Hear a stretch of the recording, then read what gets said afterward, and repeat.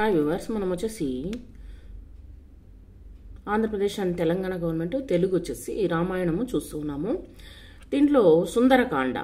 మహాబలుడైనటువంటి మారుతి సూర్యునికి, మహేంద్రునికి, వాయువుకు, బ్రహ్మకు, ఇతర దేవతలకు నమస్కరించాడనమాట. తన శరీరాన్ని పెంచాడు, ఒళ్ళు విరిచాడు, ప్రళయకాల మేఘగర్జనల మహానాదం చేశాడనమాట. చేతులను నడుము మీద ఉంచాడు, పాదాలను దట్టించాడు, చెవులను రిక్కిరించాడు, తోకను విదల్చాడు. అంగదాది మహావీరులతో వాయువేగంతో సాగిపోయేటువంటి రామబాణంలాగా లంకకు వెళతాను. అక్కడ సీతామాతను చూడలేకుంటే అదే వేగంతో స్వర్గానికి వెళ్లడము, అక్కడ కూడా సీతామాత దర్శనం కాకుంటే రావణుని బంధించి తీసుకువస్తా అని, ఏది ఏమైనా కార్యసఫలతతో తిరిగి వస్తానని పలికాడనమాట. ఒక్క ఉదుటున అంతరిక్షంలోకి ఎగిరాడు. శ్రీరామ కార్యానికి వెళుతున్నటువంటి హనుమంతునికి తాపాన్ని కలిగించలేదు. వాయువు చల్లగా ప్రసరించాడనమాట. దేవతలు, గంధర్వులు, మహర్షులు కీర్తించారు. సముద్రంపై సాగిపోతున్నటువంటి హనుమంతుణ్ణి చూసి సాగరుడు సహాయపడదలిచాడు. తానెంతవాడు కావడానికి ఇక్ష్వాకు ప్రభు అయినటువంటి సగరుడే కారణమని సాగరుని అభిప్రాయం అన్నమాట.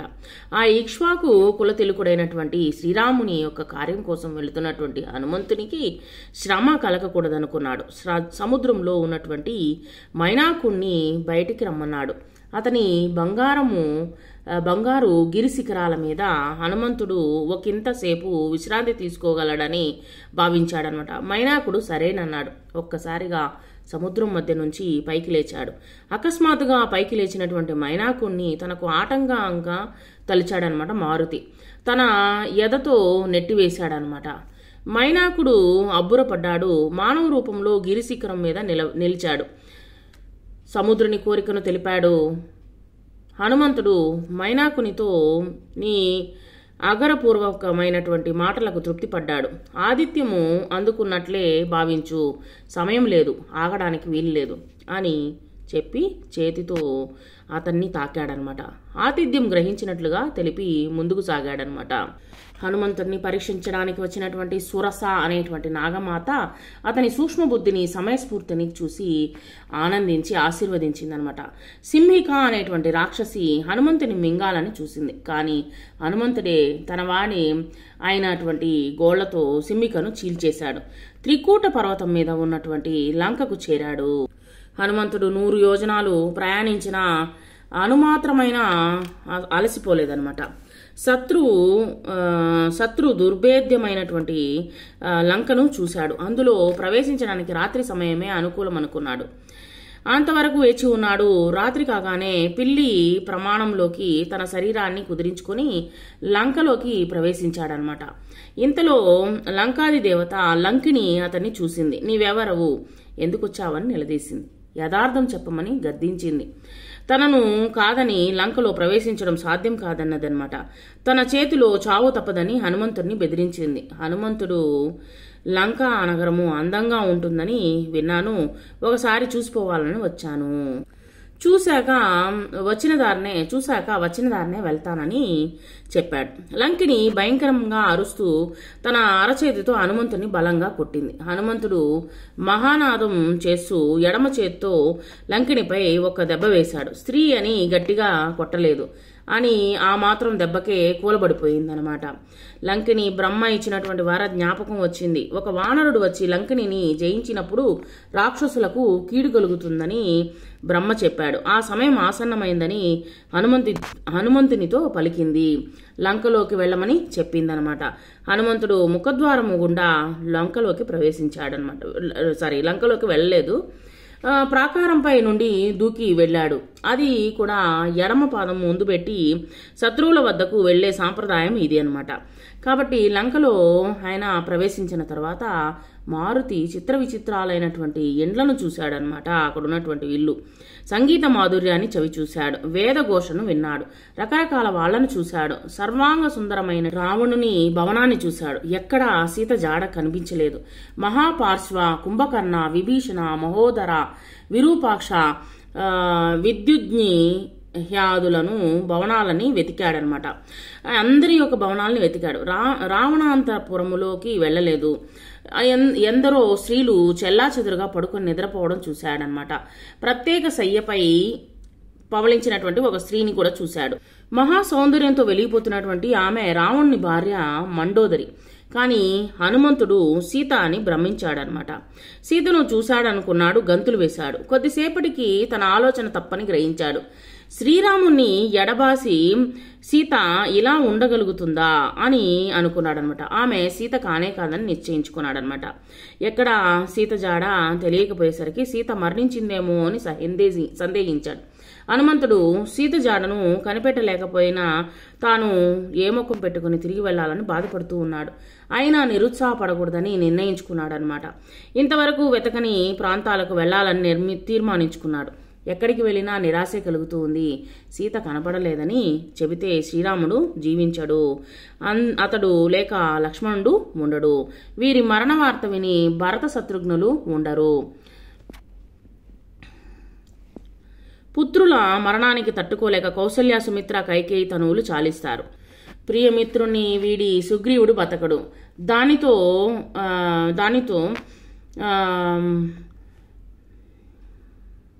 రుమ తారాంగదులు మిగలరు.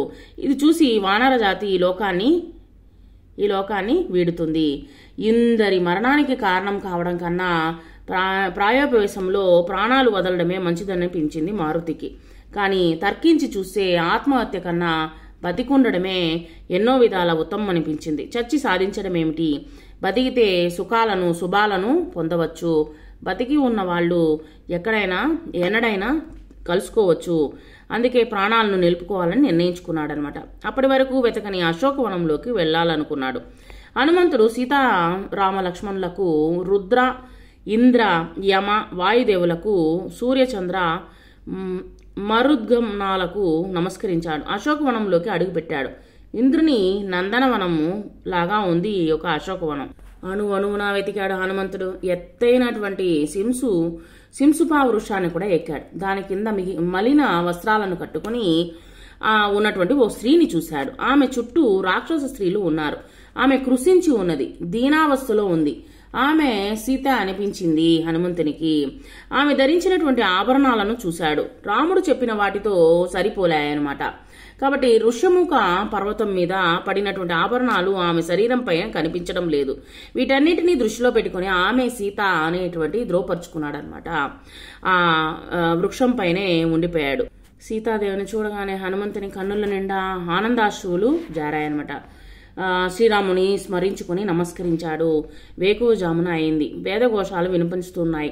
నిద్రలేచినటువంటి రావణుడు అశోకవనంపై అడుగులు వేస్తూ ఉన్నాడనమాట. ఇదంతా పైనుంచి గమనిస్తూ ఉన్నాడు ఈ యొక్క హనుమంతుడు. సుగంధ తైలాలతో తడిసి ఉన్నటువంటి కాకడాలను ధరించినటువంటి స్త్రీలు ముందు నడుస్తున్నారు. రావణుని తేజస్సు చూసి ఆశ్చర్యచకితుడయ్యాడనమాట హనుమంతుడు. సీత దగ్గరికి వచ్చి రావణుడు నయాన భయాన సీత మనసు మార్చే ప్రయత్నం చేశాడు. కానీ ఎలాంటి ప్రలోభాలకు తాను లొంగనని సీత తేల్చి చెప్పింది. శ్రీరాముడి నుంచి తప్పించుకోవడం సాధ్యం కాదని హెచ్చరించింది. రావణునిలో ఆవేశము పెల్లుబికింది. 2 నెలలు గడువు విధించాడు. ఎలాగైనా సీతను తన దారికి తెమ్మని రాక్షస స్త్రీలను ఆదేశించి తన భవనానికి చేరుకున్నాడు రాక్షసుడు. రాక్షస స్త్రీలు ఎన్నో రకాలుగా సీతకు నచ్చజెప్పే ప్రయత్నం చేశారు. ఆమె నిరాకరించింది. చివరకు సీతను చంపుతామని భయపెట్టారు. ఈ దుస్థితికి సీత ఎంతో విలపించింది. శ్రీరాముడికి దూరమై బతకడం కన్నా శరీరాన్ని విడవడమే మేలన్నది. కాబట్టి ఈ మాటలను విని కొందరు రాక్షస స్త్రీలు రావణుడికి ఈ విషయం చెప్పడానికి వెళ్లారు. ఇంకొందరు తక్షణమే సీతను బంధించాలని అనుకున్నారు. అంతవరకు నిద్రించినటువంటి త్రిజట అప్పుడే మేల్కొంది. త్రిజట విభూషణుని యొక్క కూతురు. రాక్షస స్త్రీలను అదిలించింది.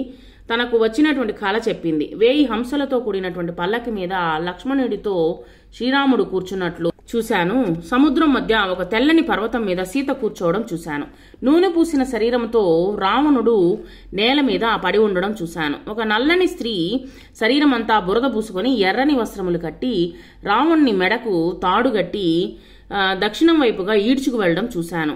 వరాహం మీద రావణుడు, ముసలి మీద ఇంద్రజిత్తు, ఒంటి మీద కుంభకర్ణుడు, దక్షిణ దిశగా వెళ్లడం చూశాను. లంక చిన్నాభిన్నం కావడం చూశాను అన్నది. స్వప్నంలో విమాన దర్శనం కావడాన్ని బట్టి సీత కోరిక సిద్ధిస్తుందని, రావణునికి వినాశనం తప్పదని, శ్రీరాముడికి జయం కలుగుతుందని చెప్పిందనమాట. ప్రాణత్యాగానికి సిద్ధపడినటువంటి సీతకు వచ్చేసి శుభశకునాలు తోచాయి. చెట్టు పైన ఉన్నటువంటి హనుమంతుడు సీతాదేవిని ఎలాగైనా కాపాడుకోవాలని అనుకున్నాడు. మదనపడ్డాడు. రామకథా గానం అనే సరైనటువంటి మార్గమని ఎంచుకున్నాడు. సీతాదేవికి వినబడేటట్లు రామకథను వర్ణించాడు. సీతాదేవి అన్ని వైపులా చూసింది. చెట్టు మీద ఉన్నటువంటి హనుమంతుడిని చూసి ఆశ్చర్యానికి లోనైంది.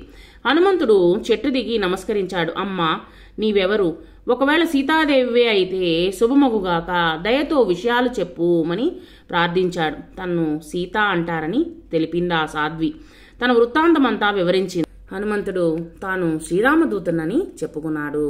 దగ్గరగా వస్తున్నటువంటి మారుతిని చూసి రాముణ్ణిగా అనుమానించింది సీత. నిజంగా రామదూతవే అయితే రాముని గురించి వినిపించమంది. సీత కోరిక పైన ఒకవేళ రాక్షసులేమో అని భయపడిందనమాట. అందుకని రాముని గురించి తెలుపు అని చెప్పింది. సీత కోరిక పైన హనుమంతుడు శ్రీరాముని రూపగుణాలను వర్ణించాడు. శ్రీరాముని ముద్రికను సమర్పించాడు. దాన్ని చూసి పరమానంద భరితురాలైంది సీత. తన దైన్యాన్ని వివరించి శ్రీరాముణ్ణి త్వరగా లంకకు తీసుకువచ్చి రాక్షసుల చెర నుండి తనను విడిపించమని చెప్పమని మారుతికి చెప్పింది. అంతదాకా ఎందుకు, తన వీపు మీద కూర్చుంటే తక్షణమే శ్రీరాముడి సన్నిధికి చేరుస్తానని హనుమంతుడు చెప్పాడు. హనుమంతుడు ఇంత చిన్నవాడిలా ఎలా తీసుకెళ్తావని ప్రశ్నించింది సీత. హనుమంతుడు తన విశ్వరూపాన్ని ప్రదర్శించాడు. సంతోషించింది సీత. అయినా హనుమనుతో వెళ్లడానికి నిరాకరించింది. పర పురుషుని తాకనన్నది. శ్రీరాముడు రావణుణ్ణి సంహరించి తనను తీసుకుపోవడమే ఆయన స్థాయికి తగినదన్నది. అమ్మా, నా వెంట రావడం నీకు అంగీకార యోగం కాకుంటే శ్రీరాముడు గుర్తించగల ఏదైనా ఆనవాలు ఇమ్మమని అడిగాడనమాట హనుమంతుడు. తమ అనుబంధానికి గుర్తుగా కాకాసురుని కథ చెప్పింది. కొంగుముడి విప్పి అందులోని దివ్య చూడామణిని హనుమంతుడికి ఇచ్చిందనమాట.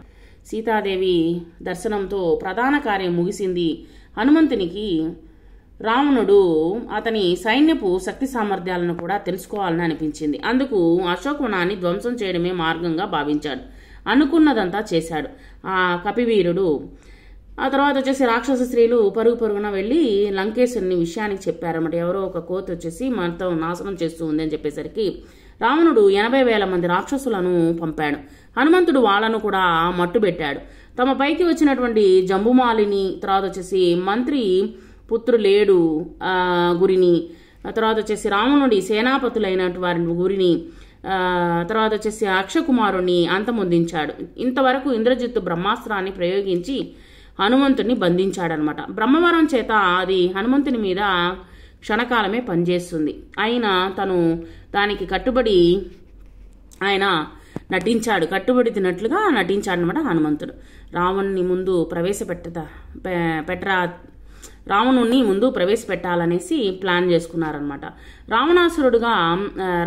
రావణుడుగాను తాను రామదూతని చెప్పాడనమాట. శ్రీరాముని పరాక్రమాలు ఎలాంటివో సభాముఖంగా చాటాడు. సహించలేనటువంటి రావణుడు హనుమంతుని చంపమని ఆజ్ఞ ఇచ్చాడు. దూతను చంపడం భావ్యం కాదన్నాడు విభీషణుడు.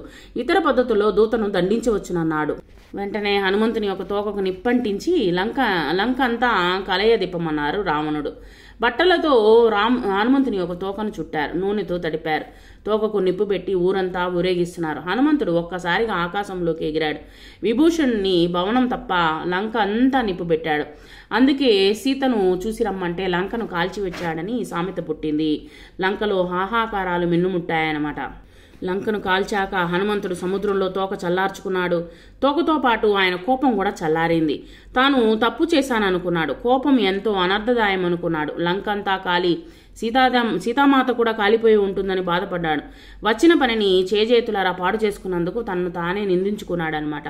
కానీ ఎక్కడో చిన్న ఆశ, తన తోకనే కాల్చని అగ్నిదేవుడు పరమ పూజ్యురాలైనటువంటి సీతను దహిస్తాడా అని ధైర్యము పుంజుకున్నాడనమాట. ఇంతలో సీత క్షేమంగా ఉందని చారణుల మాటల ద్వారా తెలుసుకుని చాలా సంతోషించాడు. సీతమ్మ దగ్గరికి వెళ్ళి పాదాభివందనం చేశాడు. ఆమె అనుమతితో తిరుగు ప్రయాణం అయ్యాడనమాట. అరిష్టం అనేటువంటి పర్వతాన్ని ఎక్కాడు. అక్కడి నుంచి ఆకాశంలోకి ఎగిరాడు. మధ్యలో ఆత్మీయపూర్వకంగా మైనాకుడిని తాకి వేగంగా ప్రయాణం కొనసాగించాడు. మహేంద్రగిరికి చేరుకోబోతుండగా మహానాదం చేశాడనమాట. జాంబవంతుడు దాన్ని విని పొంగిపోయాడు. హనుమంతుడు విజయుడై తిరిగి వస్తున్నాడని వానరులకు తెలిపాడనమాట. హనుమంతుడు మహేంద్రగిరి శిఖరం మీద అడుగుపెట్టాడు. వానరులంతా చుట్టూ చేరారు. పెద్దలకు నమస్కరించాడు హనుమంతుడు. తర్వాత చూశాను సీతమ్మను అని ప్రకటించాడనమాట. అందరూ ఆనందించారు. లంక ప్రయాణ విశేషాలను వారికి వివరించాడు మారుతి. అంగదుడు, ఓ వీరులారా, సీతాదేవి జాడ తెలిసిన తర్వాత కూడా ఆమె లేకుండా శ్రీరాముడి దగ్గరకు వెళ్లడము సబబు కాదు. లంకకు వెళ్లి రావణుని చంపి సీతను తీసుకుని శ్రీరాముని వద్దకు తెద్దామని చెప్పాడనమాట. జాంబవంతుడు అంగదుడి మాటలను ఖండించాడు. శ్రీరామ సుగ్రీవులు సీతను చూసి రమ్మన్నారే కాని తీసుకుని రమ్మనలేదు. పైగా రావణుణ్ణి సంహరిస్తానని శ్రీరాముడు ప్రతిజ్ఞ చేసి ఉన్నాడు. దానికి భంగం కలిగనీయకూడదని అన్నాడనమాట. అందరం వెళ్ళి జరిగినటువంటి విషయాలను నివేదిద్దాము, అంటే తెలియచేద్దాము అని చెప్పి మాట్లాడుకుంటూ వాళ్ళందరూ అక్కడి నుంచి శ్రీరాముని దగ్గరికి బయలుదేరారు. దారిలో అందరూ మధువనంలోకి వెళ్లారు. తేనెలు తాగారు. మధువనాన్ని ధ్వంసం చేశారు. మధువనం సుగ్రీవుని యొక్క రక్షణలో ఉన్నదనమాట. అతని మేనమామ దదిముఖుడు దాన్ని కాపాడుతూ ఉన్నాడు. వానరుల దాటికి దిదిముఖుడు గాయాల పాలయ్యాడనమాట. వెంటనే వెళ్లి సుగ్రీవునికి విషయం చెప్పాడు. ఇదంతా శుభసూచకంగా భావించాడు సుగ్రీవుడు. అంగద హనుమదాదులు శ్రీరాముడు సుగ్రీవుడు ఉన్నటువంటి చోటుకు చేరారు. తర్వాత వచ్చేసి హనుమంతుడు శ్రీరామునకు సాష్టాంగ నమస్కారం చేశారు. చూశాను మా సీతమ్మను అని చెప్పాడనమాట. రామలక్ష్మణుల ఆనందానికి అంతులేదు. సీత ఇచ్చినటువంటి చూడామణిని శ్రీరామునికి సమర్పించాడు హనుమంతుడు. శ్రీరాముడు కోరగా సీతాన్వేషణ వృత్తాంతాన్ని చెప్పాడనమాట.